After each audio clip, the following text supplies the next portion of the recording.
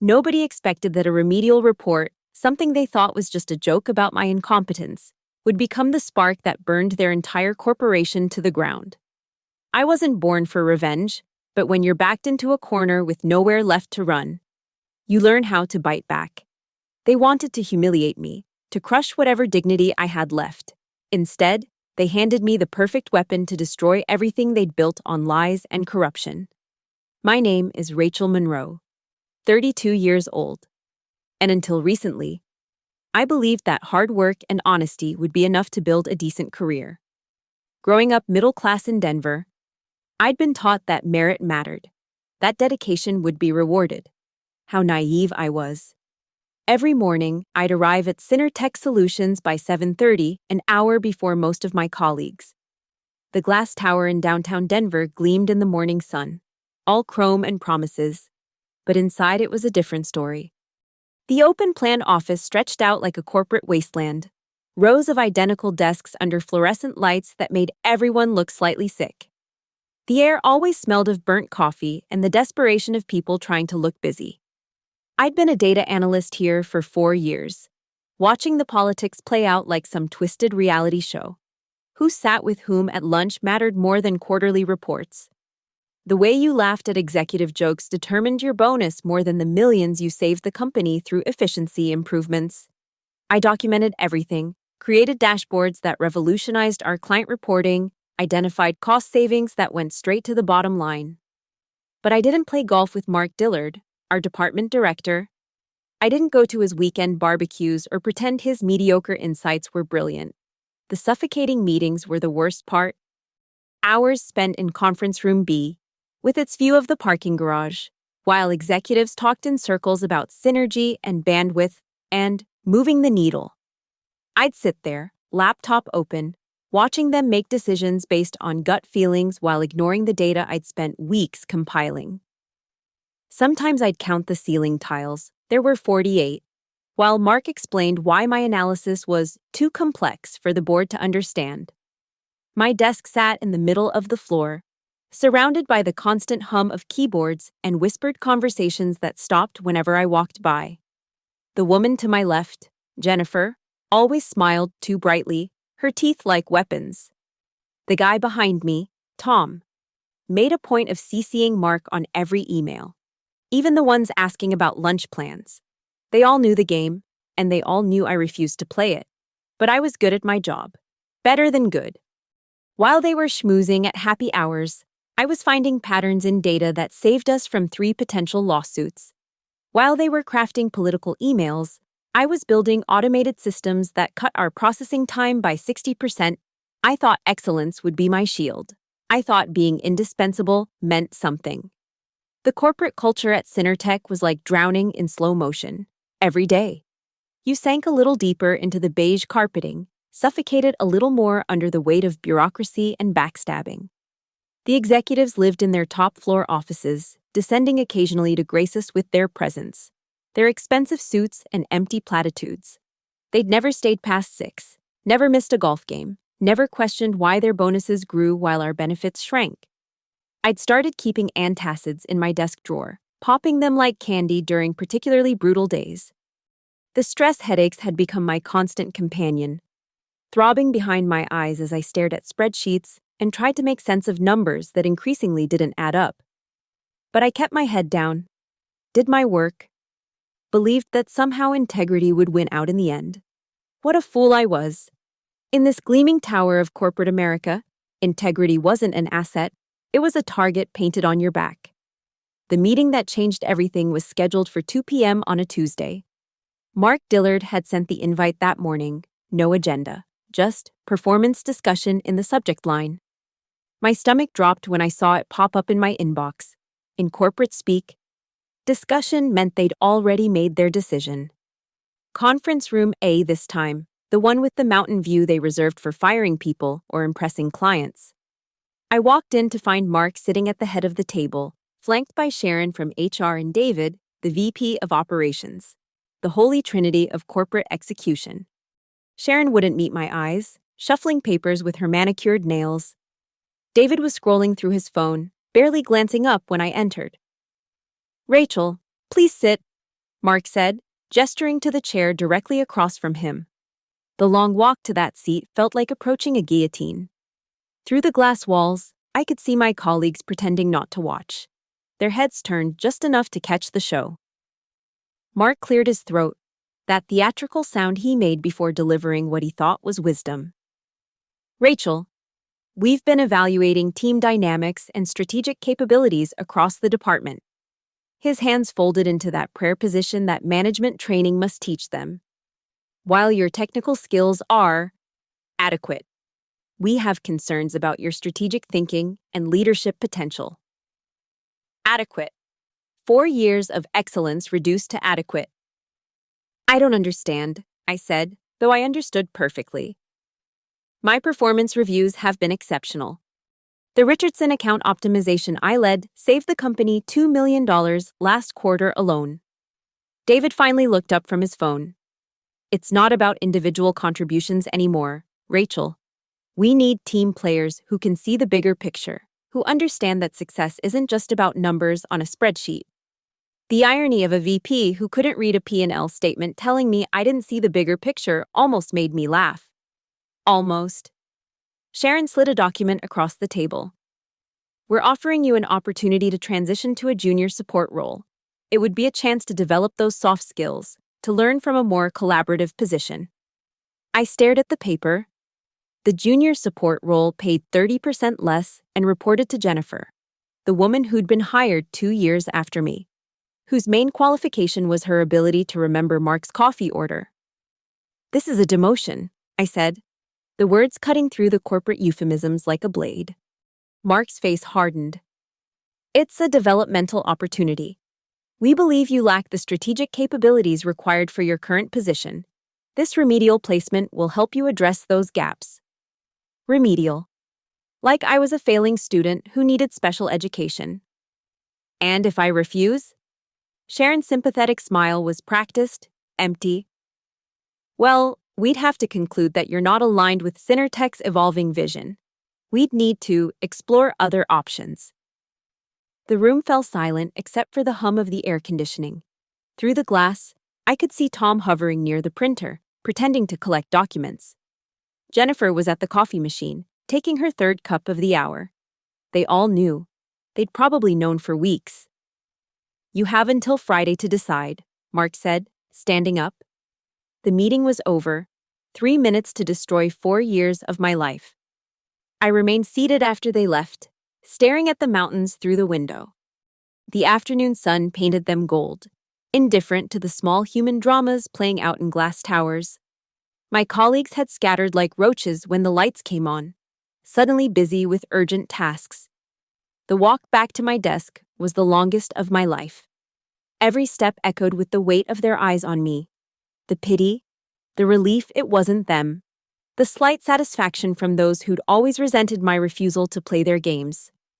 Someone had already heard, probably Jennifer, because my computer had been locked, requiring IT to reset my password. A small humiliation, but effective. I sat down, opened my laptop, and stared at the screen. 4 years of work stared back at me, dashboards, reports, analyses that had shaped million-dollar decisions. All of it reduced to lacking strategic capabilities because I wouldn't laugh at Mark's stupid jokes or pretend his affair with the marketing director was invisible. The worst part was the doubt creeping in. Maybe I wasn't good enough. Maybe they saw something I didn't. Maybe all those late nights and weekend work sessions were just me compensating for some fundamental inadequacy. The imposter syndrome I'd fought so hard against came flooding back, drowning me in questions about my worth. But then I noticed something in the quarterly report still open on my screen. A discrepancy I'd flagged weeks ago that Mark had told me to ignore. Rounding errors, he'd said. Suddenly, those rounding errors looked a lot less like mistakes and a lot more like patterns. That night, I didn't sleep. I lay in my downtown apartment, staring at the ceiling while the city lights painted shadows on the walls. The humiliation played on repeat in my mind. Mark's condescending tone, Sharon's fake sympathy, David's dismissive glance. My phone buzzed with messages I couldn't bring myself to read. Word traveled fast in Denver's tech scene. By 3 a.m., I was at my kitchen table with a bottle of wine, laptop open, scrolling through job listings. Each posting felt like an admission of defeat. Senior data analyst positions required references. What would Mark say about me now? That I lacked strategic thinking, that I needed remedial training. The wine tasted bitter, or maybe that was just the bile rising in my throat. Wednesday morning came too soon. I called in sick, the first time in 2 years. My voice cracked when I left the voicemail, and I hated myself for it. Instead of going to work, I sat in my pajamas, eating cereal from the box, wondering if maybe they were right. Maybe I was just a technical drone, good with numbers, but lacking that special something that made people leadership material. My mother called that afternoon. Word had somehow reached her in Colorado Springs, probably through LinkedIn or some suburban network of gossip. "Honey, sometimes we need to swallow our pride," she said, her voice gentle but firm. "It's just a job. Take the support role, keep your head down, and things will improve." "Mom, it's a 30% pay cut. I'd be reporting to someone I trained." "Pride doesn't pay rent, Rachel. You're not getting any younger. Sometimes we need to be realistic about our limitations." Even my own mother thought I should accept it, that I should be grateful for the opportunity to be humiliated. My best friend, Lisa, had a different take when she came over that evening with Thai food and tequila. "Fuck them," she said, eloquently. "Quit. Today. Don't give them the satisfaction of this remedial bullshit." "And do what? I need the insurance. I have student loans, rent, car payments." "You'll find something better." With Mark as my reference, after being demoted for lack of strategic thinking, that's career suicide in this industry. We drank until the edges of the day blurred, but the pain remained sharp, centered in my chest like a physical wound. Thursday, I returned to work. The office felt different, like everyone was speaking a language I no longer understood. Conversations stopped when I approached. The break room emptied when I entered.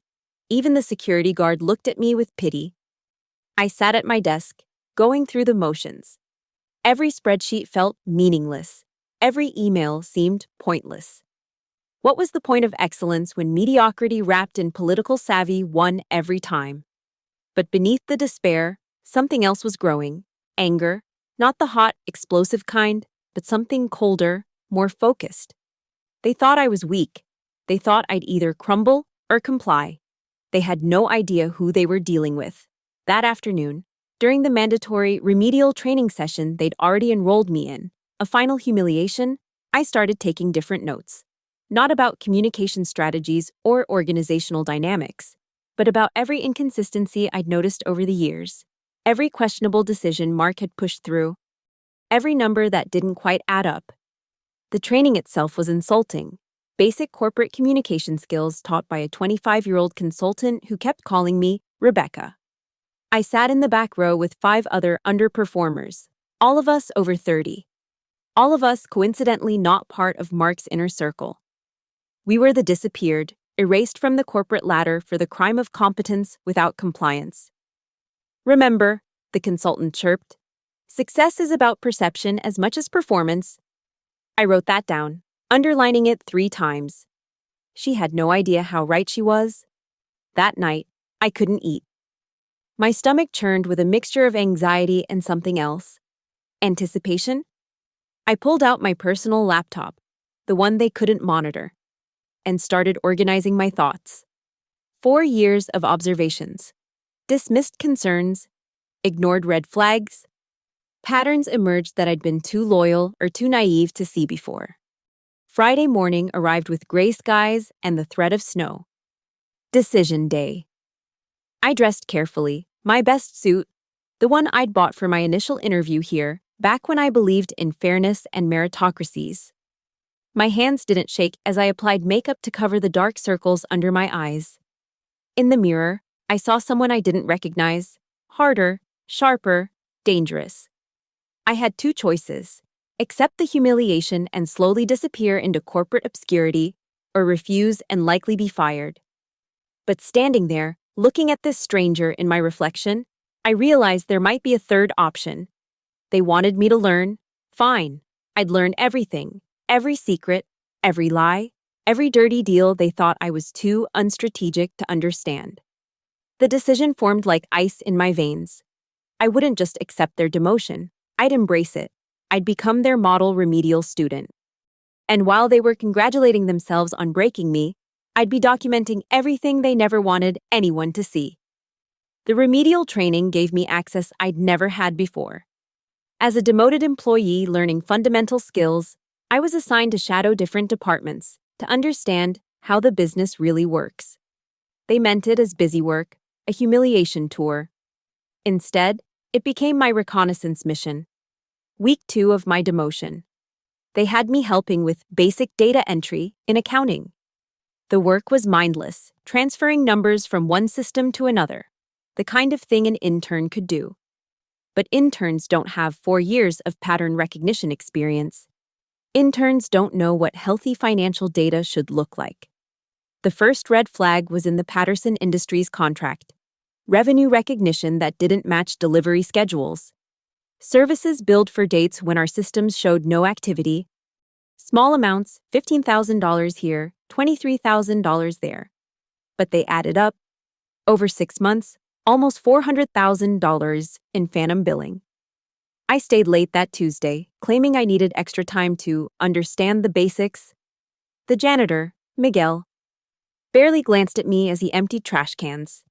Just another corporate casualty working unpaid overtime. The floor was empty, most lights dimmed to save energy. Perfect. I accessed the shared drives, the ones they'd forgotten to restrict because who pays attention to a remedial employee's permissions? That's when I found the folder labeled MD Confidential. Mark Dillard's initials. Password protected. But the password was his dog's name and birth year, Bruno 2018. I knew because he'd mentioned it during one of those awful team-building lunches. Inside were emails, dozens of them. Mark coordinating with David from operations, CFO William Chen, and 2 board members I'd never heard of. They were discussing Project Prometheus, creative accounting that shifted losses to phantom subsidiaries while inflating revenue through circular transactions with shell companies. My hands shook as I photographed everything with my personal phone. Not the company phone they monitored, but my old iPhone I'd started carrying again. Each screenshot felt like loading a bullet. The next discovery came during my shadowing in procurement. Jennifer, my new supervisor, had me reconciling vendor invoices, grunt work she didn't want to do. She'd hover over my shoulder occasionally, making comments about attention to detail and following proper processes, her voice dripping with false concern. "This is probably complex for you," she'd say, loud enough for others to hear. "Take your time understanding it." I'd nod, playing the humbled employee, while documenting how she was approving invoices from vendors that didn't exist. Phoenix Solutions, Meridian Consulting, Apex Services, all charging for consulting work that never happened. All registered to addresses that led to empty office suites, all paying kickbacks that traced to offshore accounts. The pattern was elegant in its simplicity. Create fake vendors, approve their invoices, collect kickbacks, inflate expenses to reduce taxable income while skimming from the top. The amounts were calibrated to fly under audit thresholds, usually 203% of legitimate vendor spending, spread across dozens of entities. Thursday evening, week 3, I made the biggest discovery. While learning about contract management in legal, I found the Fletcher Technologies acquisition documents from last year. The deal that had made Mark a hero, that had secured his promotion to senior director. The $50 million acquisition that was supposed to transform our cloud infrastructure capabilities. Fletcher Technologies was a shell. They had no employees beyond the 3 founders. No real technology, no patents, just a website and a good story. The due diligence reports were fabricated. The technical assessments ghost-written by consultants who were really Mark's college buddies. The $50 million had been dispersed to accounts in the Cayman Islands within days of the acquisition closing. I cross-referenced everything obsessively. Every suspicious transaction tied back to the same group: Mark, David, William Chen, and 2 board members. Richard Hayes and Patricia Morse. They'd been running this for 3 years, siphoning off approximately $15 million while making themselves look like corporate heroes, growing the company through strategic acquisitions and operational excellence. The beauty of my position was its invisibility. Who suspects the demoted analyst doing remedial training? I was furniture, a cautionary tale wandering the halls. They discussed sensitive matters right in front of me, like I wasn't there. Mark even had me fetch coffee during a meeting where they discussed their next target acquisition, another shell company, another $30 million to disappear. I saved everything: screenshots, photos, recordings from my phone when legal allowed. I created encrypted backups on 3 different cloud services, none linked to my real name. I mailed USB drives to a safety deposit box I'd opened across town. Paranoid? Maybe. But I'd learned that in corporate America, paranoia was just another word for preparation. By week 4, I had enough evidence to bury them all. SEC violations, wire fraud, embezzlement, tax evasion, a federal prosecutor's dream case wrapped in a bow. But I couldn't just hand it over to authorities. That would be too clean, too easy. They'd lawyer up, maybe face some charges, probably plea bargain their way to minimum sentences. No. They deserved something more poetic. They wanted me to write a remedial report. They wanted me to demonstrate my learning and strategic thinking development. I'd give them exactly what they asked for. The Remedial Skills Development Report was due in 6 weeks. My formal demonstration of learning and growth to be presented at the quarterly all-hands meeting. Mark had made it clear this was my chance to show I understood my developmental areas and had embraced the constructive feedback. I crafted it like a surgeon preparing for a complex operation. Every cut had to be precise, every revelation strategically placed. The report couldn't look like an attack. That would give them time to respond, to spin, to bury it. It had to appear exactly like what they expected, a humbled employee's attempt to demonstrate newfound understanding. The executive summary opened with corporate poetry. Through this developmental journey, I've gained invaluable insights into strategic thinking and organizational dynamics. The kind of empty language they loved. But embedded in subsection 2.3, titled Understanding Financial Synergies, I began laying the groundwork. My analysis of interdepartmental workflows revealed fascinating patterns in vendor management and acquisition strategies that demonstrate sophisticated financial engineering. Accompanied by charts that looked like standard performance metrics, but actually mapped the money flow from legitimate contracts to shell companies. I spent nights perfecting the presentation. Each slide had 2 layers, the surface story they'd expect and the real story hidden in plain sight. Slide 12, Learning from Strategic Acquisitions, featured Fletcher Technologies as a case study in innovative value creation. The appendix contained the real Fletcher Technologies registration documents, their empty office lease, the dated photos of their headquarters that was actually a mailbox store. The genius was in the structure. By the time someone realized what they were really looking at, they'd be 20 slides deep with too much context to deny. Every fraudulent transaction was presented as a learning opportunity.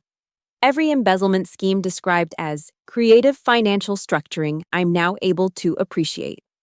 I tested the presentation on my personal laptop dozens of times, timing each reveal. The financial discrepancies appeared on slide 18, disguised as opportunities for optimization. The shell company network emerged on slide 24, framed as complex partnership structures that demonstrate advanced strategic thinking. The offshore account surfaced on slide 31, buried in a section about global financial efficiency. 2 weeks before the presentation, I started planting seeds. I mentioned to Jennifer how excited I was about my report, how much I'd learned. I told Tom in accounting that my presentation would really showcase the innovative approaches our leadership team used. I even thanked Mark in an email for the eye-opening opportunity to understand how real strategic decisions are made. They all smiled their condescending smiles, pleased that I'd been properly broken and reformed. I also did something else. I scheduled meetings with 3 board members not involved in the fraud, independent directors who'd been kept in the dark. framed as informational interviews for my development. I asked seemingly naive questions that planted doubts. How does the board verify acquisition targets? What's the process for vendor approval oversight? How often are financial controls audited? The seeds of suspicion were planted, but not enough to trigger warnings to Mark's crew. The week before the presentation, I created my insurance policy. Every piece of evidence was compiled into a master document, 400 pages of proof, indexed and cross-referenced. I uploaded it to a scheduled email service, set to send to the SEC, FBI, IRS, and major shareholders if I didn't log in every 24 hours to stop it. Dead man's switch. They call it in spy novels. In corporate America, it's just prudent planning. I also reached out to Rebecca Martinez, an investigative journalist at the Denver Post who'd been sniffing around Synertech for months. I might have something interesting for you, I wrote from a Proton Mail account. Be ready for March 15th, the date of our quarterly meeting. The presentation was rehearsed until I could deliver it in my sleep. But I added one more element. Using my access to the AV system during my facility shadowing, I programmed the conference room displays to automatically back up my presentation to the company-wide shared drive the moment I started presenting. Even if they cut my mic, even if security dragged me out, the evidence would already be spreading through the corporate network like a virus. Mark reviewed my slides the day before, skimming through them with barely concealed boredom. This is adequate, he said, that word again like a knife. Make sure you thank the leadership team for their patience with your development. Oh, I will. I promised. Everyone will understand exactly what the leadership team has done. He missed the edge in my voice, too absorbed in his phone to notice the woman he'd tried to destroy was holding a detonator. That night, I backed up everything one more time. I wrote a letter to my mother explaining what was about to happen, why I couldn't just walk away. I packed a box with my personal items from my desk. After tomorrow, I wouldn't be coming back, one way or another. The report sat on my laptop. 47 slides of corporate dynamite disguised as a remedial student's homework. They wanted to see strategic thinking. They wanted to understand if I could see the bigger picture. Tomorrow, I'd show them exactly how big the picture really was. I opened a bottle of wine, the good stuff I'd been saving for a special occasion, and toasted my empty apartment. To remedial education, I said to no one, and to professors who never see their students coming. March 15th arrived with clear skies and unusual warmth for Denver. I wore my red suit, the power suit I'd bought after my first promotion, back when I believed in climbing ladders instead of burning them down. My hands were steady as I applied lipstick in the bathroom mirror. Today, Rachel Monroe would give her final presentation to Synertech Solutions. The quarterly all-hands meeting was held in the main auditorium. 300 employees gathered to hear about profits, projections, and corporate victories.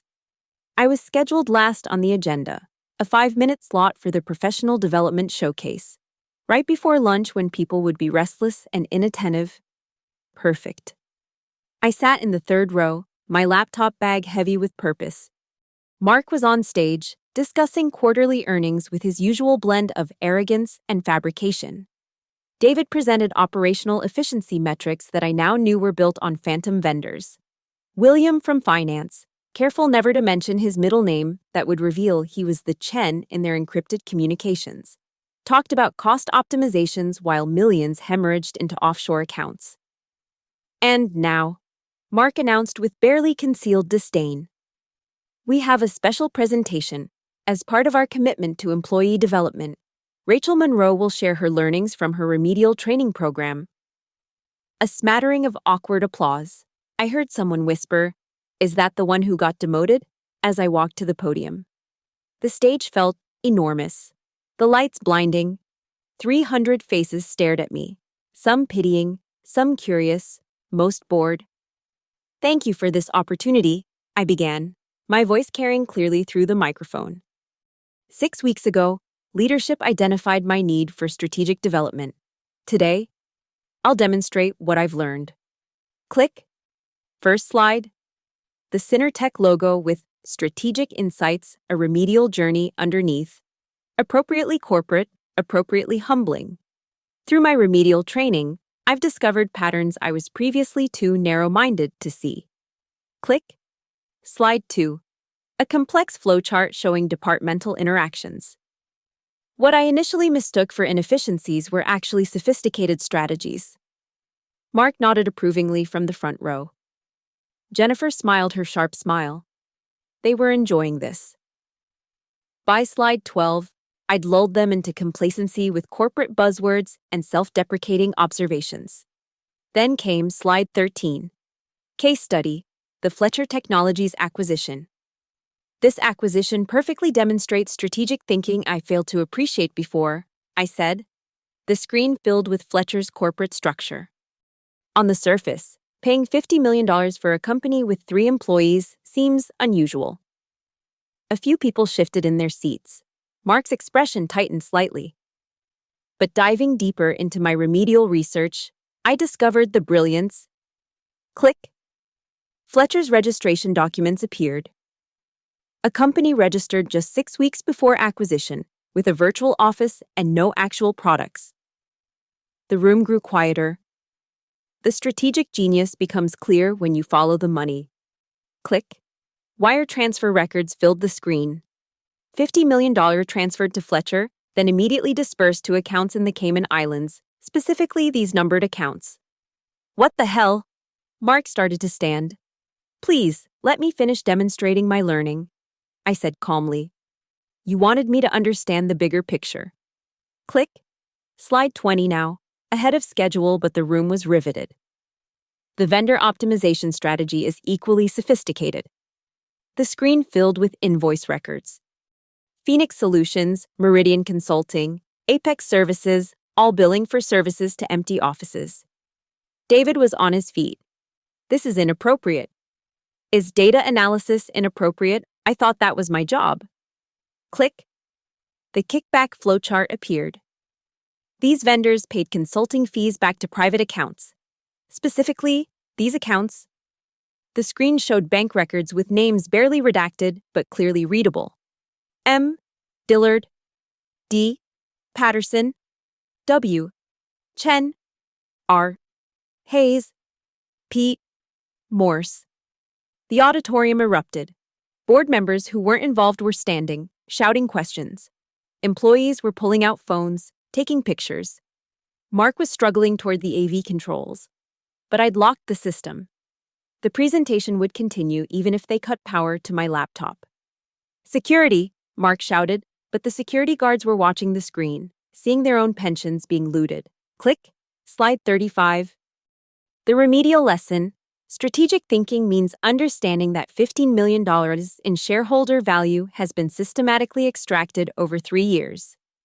Someone in accounting shouted, "That's where our bonuses went." Click. Slide 40. Email exchanges between Mark and board members discussing their retirement funding strategy. You can't prove, William started. I'm not proving anything, I said, finding my calm center as chaos exploded around me. I'm just sharing what I learned during my remedial training, how strategic thinkers operate, how the bigger picture works. Click. Final slide. Every transaction, every shell company, every offshore account, compiled into one devastating financial map. At the bottom, in small text, full documentation available on the shared drive, folder, remedial report, supporting documents. The automatic backup had triggered. Across the building, computers pinged with the notification of a new shared file. Mark lunged for the podium, but 2 board members blocked him. Sit down, Mark. Robert Kingston, the lead independent director, commanded. His face was purple with rage, not at me, but at Mark. This is defamation, Mark sputtered. She's a disgruntled employee. With documented evidence of federal crimes, I said into the microphone, which has also been forwarded to appropriate authorities as of, I checked my watch, 8 minutes ago. The FBI would be receiving their package right about now. The SEC too. And Rebecca Martinez at the Denver Post would be uploading her breaking news story. The room descended into complete chaos. Employees were shouting, Board members were on phones with lawyers. Someone from legal was hyperventilating in the corner. Mark stood frozen, his face cycling through colors I didn't know human skin could achieve. I gathered my things calmly, walking off the stage through the pandemonium. As I passed Jennifer, whose face had gone white as she realized her own involvement with vendor approvals, I paused. "Thank you for the developmental opportunity," I said. "I learned so much about strategic thinking." Security approached, but Robert Kingston waved them off. "Let her go," he said, his voice carrying over the chaos. "We'll need her testimony for the investigation." I walked out of that auditorium, out of Synertech Solutions, as sirens began wailing in the distance. My phone was already buzzing with calls from reporters, investigators, and lawyers. Behind me, an empire built on lies was collapsing, destroyed by a remedial report they demanded I write. The aftermath was swift and merciless. Within 2 hours of my presentation, the FBI arrived at Synertech's headquarters with warrants. I watched from a coffee shop across the street, sipping a latte as agents carried out boxes of documents and computers. Mark Dillard was escorted out in handcuffs at 3:47 p.m., trying to shield his face from the news cameras that had materialized like vultures around Carrion. By evening, the story had exploded across financial media. Synertech Solutions in freefall. Whistleblower exposes $15 million fraud scheme, scrolled across CNBC's ticker. The stock price plummeted 40% in after-hours trading. Rebecca Martinez's article in the Denver Post was already trending nationally, complete with excerpts from my presentation slides that employees had photographed. David Patterson was arrested at Denver International Airport, attempting to board a flight to Costa Rica. William was taken into custody at his country club, pulled off the golf course in full view of his peers. The 2 board members, Hayes and Morse, surrendered to authorities with their lawyers the next morning. Within a week, Synertech's largest clients began terminating contracts. The Richardson account I'd once saved pulled out immediately, citing loss of confidence in financial integrity. Employees started jumping ship like rats from a sinking vessel. Those who stayed faced the humiliation of constant audits and investigations. Jennifer, my supposed supervisor, was found to have approved over $2 million in fraudulent vendor payments. She was arrested the following Tuesday, her perfect smile finally cracking as photographers captured her perp walk. Tom from accounting, who'd always been so eager to CC Mark on everything, discovered his brown-nosing had made him an accessory to fraud. The FBI found his emails discussing discretionary invoice processing. I spent those weeks in a strange limbo, meeting with federal investigators, SEC officials, and lawyers. They treated me with a mixture of respect and suspicion. The whistleblower who'd brought down a company was both hero and pariah. My lawyer, provided pro bono by a whistleblower advocacy group, assured me I was protected under federal law. Still, I knew my career in Denver tech was over. No company would hire someone who'd destroyed their employer, no matter how justified. The dominoes kept falling. 3 weeks after my presentation, Synertech's board announced they were exploring strategic alternatives, corporate speak for finding someone to buy the wreckage. The building emptied as layoffs cut 70% of the workforce. Good people, innocent people, lost their jobs because of the greed of a few executives. I felt guilty about that, sitting in my apartment while former colleagues updated LinkedIn profiles with carefully worded explanations of why they'd left Synertech. But then I'd remember the years of humiliation, the systematic fraud, the attempted destruction of my career, and the guilt would transmute into something harder. A month later, the real bombshell hit. The FBI's investigation had uncovered a wider network of fraud spanning 3 other companies where Mark and his crew had connections. The total damages exceeded $50 million. What I'd exposed was just one tentacle of a corporate octopus that had been feeding on shareholders for years. Synertech officially filed for bankruptcy 6 weeks after my presentation. I drove past the building that day, seeing the removal crews taking out furniture, the logo being pulled down from the glass tower.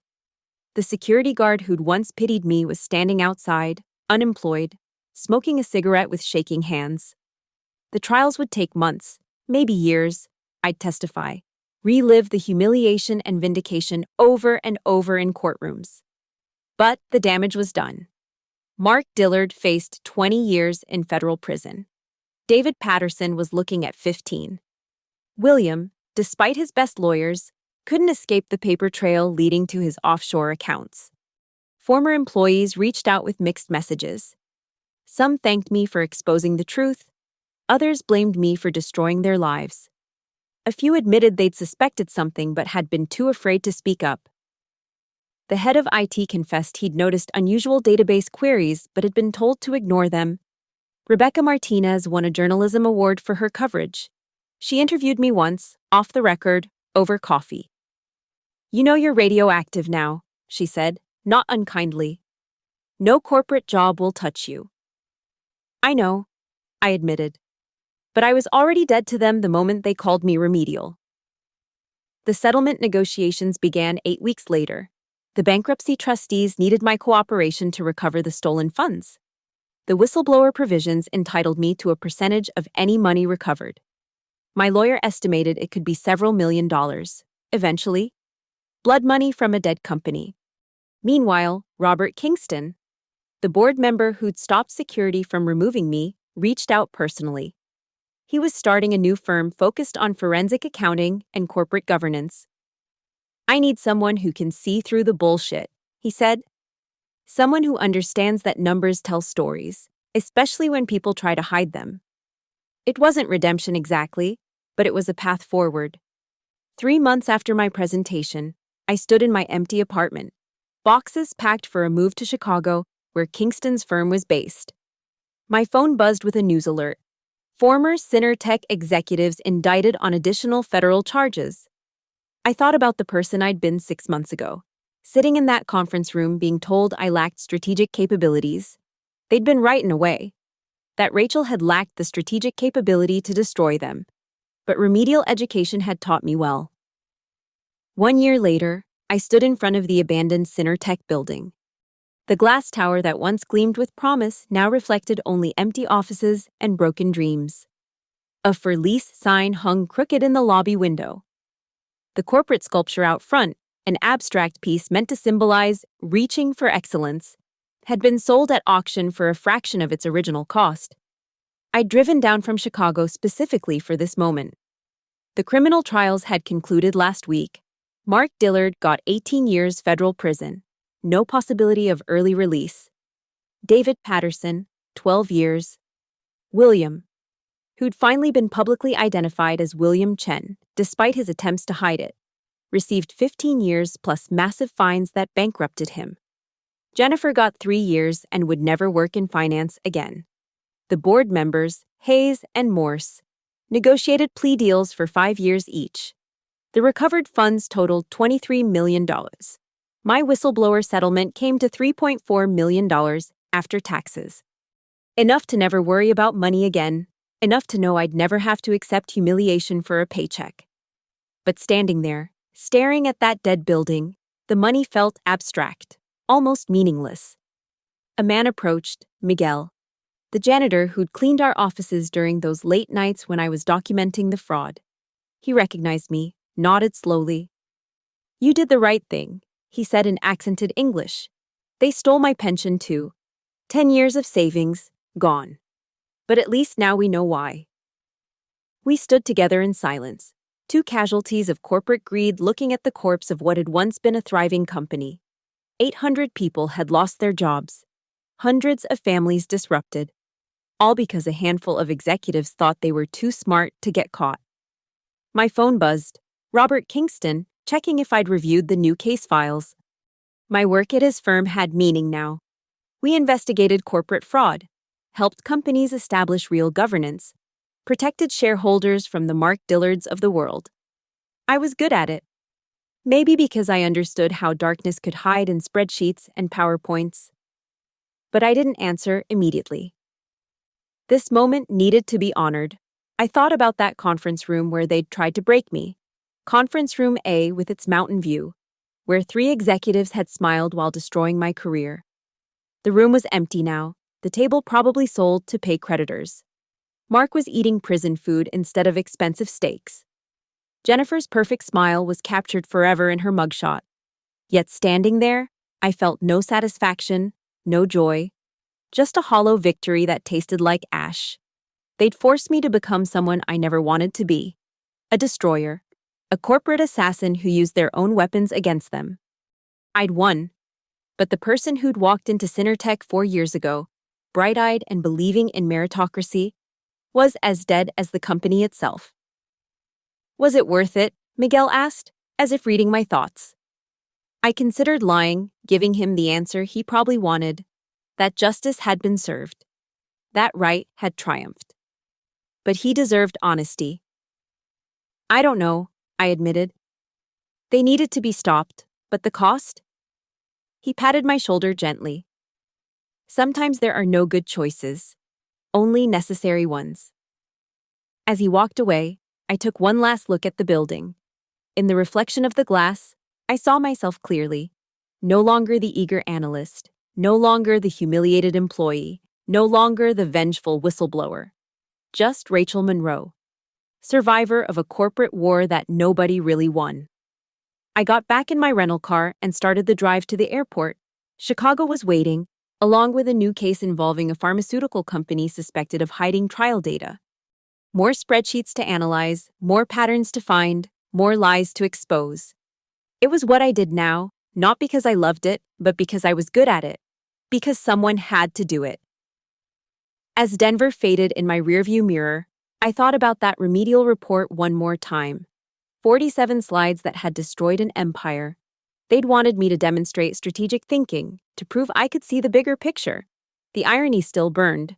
I'd shown them exactly what strategic thinking looked like when pushed too far. I'd painted them the biggest picture they'd never wanted to see. Their own corruption reflected back at them in devastating clarity. My phone rang. Mom, probably calling to check in like she did every few days now, still worried about her daughter who'd brought down a corporation. I'd answer at the airport, tell her I was fine, that the nightmares were getting better, that rebuilding a life from scorched earth was possible, even if it was lonely. The last lesson from my remedial education was the hardest. Sometimes winning feels exactly like losing.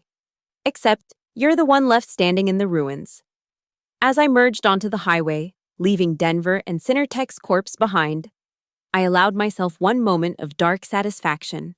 They'd said I lacked skills. They'd said I needed remedial training. Turns out, the only skill they hadn't counted on was my ability to learn exactly what they never wanted me to know: how to make an entire company pay for underestimating someone with nothing left to lose. They wanted remedial. I gave them remedial. And their company died choking on it. Thank you so much for listening to this story of corporate revenge and justice served cold. I'm curious. Where are you listening from? Drop a comment below and let me know what city or country you're tuning in from so we can connect. If this story resonated with you, please subscribe to the channel and share your thoughts.